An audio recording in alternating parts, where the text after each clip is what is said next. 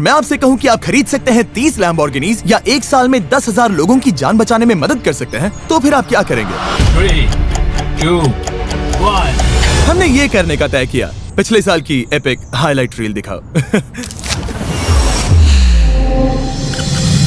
हमने इस मिशन की शुरुआत की काइलीचा, साउथ अफ्रीका में, जहां हमें एक ऑर्फनेज मिला जिसे हमारी मदद की सख्त जरूरत थी क्योंकि इसके बंद होने का खतरा था। हमने ये तब शुरू किया था, मैंने 5330 बच्चों को बचाया था, वरना वो बच्चे मर जाते। लेकिन हम इंतजार करते हैं, ये सोचकर कि शायद कोई हमें बचाने के लिए आएगा, जैसे कि बीस्ट फिलांथ्रोपी।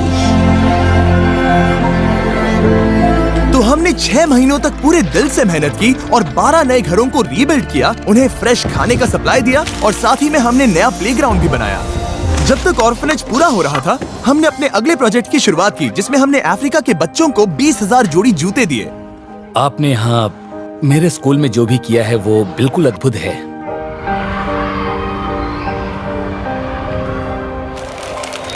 इसके बाद डैरेन ने एरिज़ोना के होपी रिजर्वेशन के लिए उड़ान भरी, जहां वो मिला वेंडी से। होपी ट्राइब में करीब 10,000 से ज्यादा लोग हैं। इन लोगों के पास ज्यादा कुछ तो नहीं है, पर मिलने के बाद आप देखोगे कि ये लोग कितने दिलदार हैं। होपी ट्राइब सबसे करीब वाले कपड़ों और अनाज की दुकानों से सैकड़ों मील दूर रहते हैं, जो कि बुरा है क्योंकि सर्दियों में जमा देने वाली ठंड पड़ती है और उन्हें गर्म रहने और टेबल पर खाना रखने के लिए हर मदद की जरूरत है। हमें पता चला कि उनके लिए इन बुनियादी जरूरतों तक पहुंचना कितना मुश्किल है, तो हमने $2.7 मिलियन से अधिक के कपड़े डोनेट करने का फैसला किया। ये बहुत कमाल का था। हमारे बच्चे, हमारे लोग सभी बहुत खुश थे। Thank you mister beast. फिर हमें पता चला कि कैम्बोडिया में एम्प्यूटीज की संख्या असामान्य रूप से भी ज्यादा है, तो हमने एक्सीड वर्ल्ड वाइड के साथ मिलकर 2000 प्रोस्थेटिक लिम्स डोनेट किए। पहले जब हम यहाँ आए तो मुझे लगा कि हम बस लोगों के लिए लिम्स लेने आए हैं, हम लोगों को आत्मनिर्भर बना रहे हैं, पर सबसे जरूरी बात, हम उन्हें डिग्निटी और सेल्फ स्टीम वापस दिला रहे हैं। मैं बहुत एक्साइटेड हूँ, सच में थैंक यू। इसके बाद डैरेन और डैन ने कोलंबिया के एक आइलैंड के लिए उड़ान भरी, जहां उनकी नाव पलट गई और वो ऐसी नदी में गिरे जिसमें थे क्रोकोडाइल्स। वहाँ रहने के दौरान उन्होंने एक सोलर ग्रिड बनाया, जिससे वहाँ के लोगों को पहली बार बिजली और वाईफाई की सुविधा मिली और इससे इस आइलैंड के बच्चे ऑनलाइन एजुकेशन को एक्सेस कर पाएंगे। हमने इस कम्युनिटी की महिलाओं को सशक्त बनाने के लिए एक बेकरी भी बनाई, जो पहले दिन से ही हिट रही। इसके बाद हम केन्या गए, जहाँ ताज़ा पीने का पानी बेहद ही दुर्लभ था। मैं 6 बच्चों का पिता हूँ और मैं सभी बच्चों का अच्छा पिता बनना चाहता हूँ, इसीलिए मैं अपनी रोजी रोटी के लिए इतनी मेहनत करता हूँ। मेरी साइकिल में कोई गियर नहीं है, एक पैडल भी नहीं है, और तो और ब्रेक भी ठीक से काम नहीं कर रहे हैं। कभी कभी मैं सोचता हूँ कि मोटरसाइकिल का इंजन ले सकूँ और अपनी साइकिल पर लगा लूँ तो मेरी जिंदगी आसान हो जाएगी। तो इलेक्ट्रिक ई बाइक्स की मदद से हम मिस्टर बरासा और 1000 अन्य लोगों को मुफ्त इलेक्ट्रिक बाइसिकल्स दे पाए। तुमने काम को आसान बना दिया। चलाना आसान है। इसके बाद डैरेन और डैन फिलीपींस के क्योर चिल्ड्रंस हॉस्पिटल पहुंचे, जहां हम 160 बच्चों की जीवन बदलने वाली सर्जरीज कर पाए। इस छोटी सी लड़की की अभी अभी छुट्टी हुई है और वो पहली बार चलना सीख रही है, वो भी उसके सीधे पैरों के साथ। इन बच्चों को क्योर से मुफ्त में मिलने वाली सर्जरी का महत्व उनके जीवन को बदल देगा। और फैक्ट यह है कि बिस्ट फिलैंथ्रोपी यहाँ आ सकती है और क्योर को इनमें से कुछ बच्चों की देखभाल करने में मदद कर सकती है। ये कुछ ऐसा है जो मुझे इफेक्ट करेगा और जीवन भर मेरे साथ रहेगा। साउथ अफ्रीका में ऑर्फनेज पूरी तरह बन चुका था और वक्त आ गया था कि हम मामा रोजी और उनके बच्चों को सरप्राइज दें।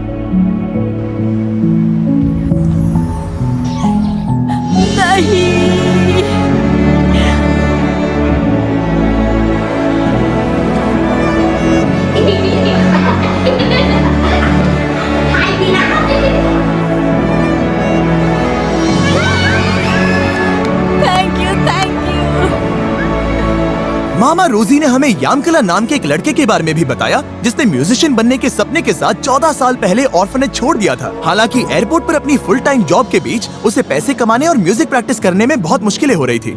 ये जानकर बहुत दुख होता था कि मैं मेरी मर्जी का काम नहीं कर रहा हूँ और ये भी कि जो मैं करना चाहता हूँ वो मैं नहीं कर पा रहा हूँ। तो हमने यामकला को एक बिल्कुल नए शानदार एकॉस्टिक गिटार के साथ सरप्राइज किया और साथ ही में उसे देश के बेस्ट म्यूजिक स्कूल में स्कॉलरशिप भी दिलाई। अगले साल मिलते हैं। इसके बाद हमारी टीम थाईलैंड के लिए रवाना हुई, जहां 2 मिलियन से भी ज्यादा स्ट्रे और डिसेबल्ड डॉग्स हैं, ताकि वो माइकल के साथ मिलकर ज्यादा से ज्यादा डॉग्स को बचाने में मदद कर सके। वहां पर हम हजारों डॉग्स को पहली बार दौड़ने में मदद कर पाए।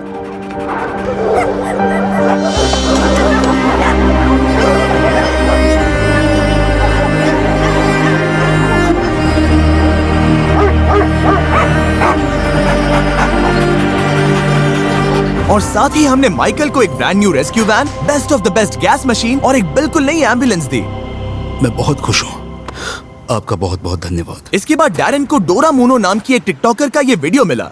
बीस्ट फिलैंथ्रोपी, प्लीज प्लीज हमारा गांव बचाने में मदद करें, हमें आपकी जरूरत है। तो डैरेन ने तुरंत डोरा के गांव जाम्बिया के लिए उड़ान भरी, जहां बिल्कुल भी बिजली नहीं है और ये एक खतरनाक एरिया में स्थित है, जहां कई डोमेस्टिक वायलेंस के शिकार भी हैं। ये क्लियर हो गया कि बिजली की कमी उन्हें रोक रही थी और इस गांव को उसकी उन्नति तक पहुंचाने के लिए डोरा की काबिलियत पर पूरा असर पड़ रहा था, जो कि ये अच्छी बात नहीं है। रोज सुबह उठते ही ख्याल आता है कि बच्चे आज क्या खाएंगे। इसे पूरा करना बहुत मुश्किल है, वो भी हर रोज। तो हमने एक प्लान बनाया जिससे हम यहाँ की धूप और चिलचिलाती गर्मी का फायदा उठाकर विशाल सोलर ग्रिड इंस्टॉल करेंगे, जिसकी मदद से पूरे गांव को बिजली मिल सके।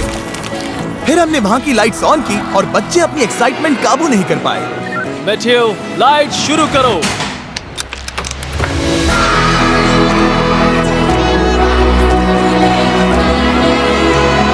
लाइट आ गई, क्या बात है। फिर हमें फिलाडेल्फिया के एक कॉलेज स्टूडेंट के बारे में पता चला, जो हर महीने स्कूल कैंटीन में बचे हजारों किलो खाने को बर्बाद होने से बचा रहा है। मैंने इसकी शुरुआत एक स्टूडेंट के तौर पर की, जब मैंने देखा कि मेरे डाइनिंग अकाउंट में बहुत सारे मील स्वाइप्स बाकी हैं और मेरा टर्म भी खत्म होने को आ रहा है। 50 मील्स बच गए थे जिन्हें मैं कभी यूज नहीं करने वाला था और अब वो बस वेस्ट होने जा रहे थे। तो डैरेन उससे मिला और उसके ऑपरेशन को राष्ट्रीय स्तर तक पहुंचाने में मदद करने के लिए गया।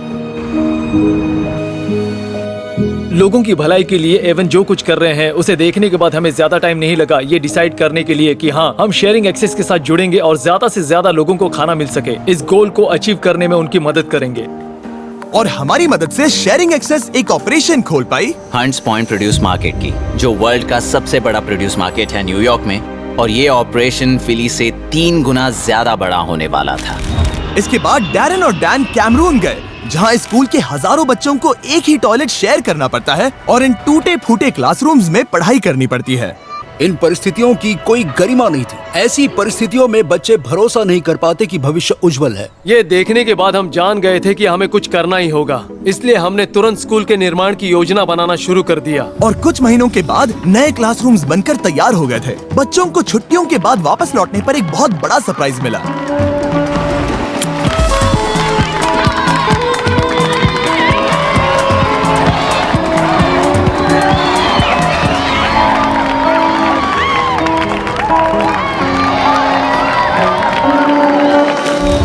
उसके बाद हम एक सीक्रेट प्रोजेक्ट के लिए नेपाल गए, जिसके बारे में हम अगले साल बताएंगे। लेकिन उस मिशन पर डैन और डैरेन इस वीडियो से साइन आउट करने के लिए 21,000 फीट ऊपर माउंट एवरेस्ट पर गए, जहां की ऊंचाई ने डैन को डरा दिया था। डैरेन और मैं इस वक्त दुनिया की सबसे ऊंची चोटी पर एक साथ हैं।